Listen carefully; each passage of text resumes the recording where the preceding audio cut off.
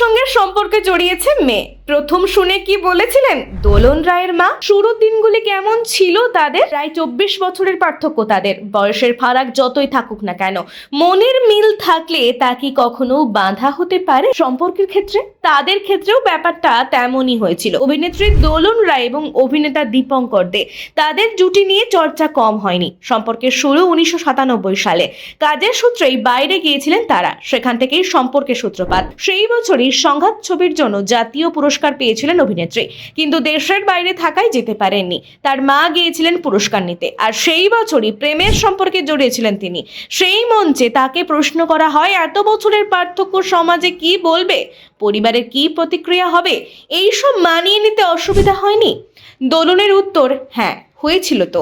মা মেনে নেননি, পরিবারও প্রথমে মেনে নেননি, তারপর ধীরে ধীরে মেনে নেন তারা। তবে যেহেতু দীপঙ্কর দে আমার থেকে বয়সে অনেকটাই বড়, আমায় সবসময় আঁকলে রাখে, কোথায় কি বলতে হবে সবটাই গাইড করে দেয়। প্রসঙ্গত, বহু বছরের সম্পর্কে থাকার পর 2020 সালে কাগজে কলমে বিয়ে করেন তারা। আপাতত দোলন ব্যস্ত নিজের ধারাবাহিক কাজে। এই জুটিকে কারা কারা পছন্দ করেন কমেন্টে জানাতে ভুলবেন না।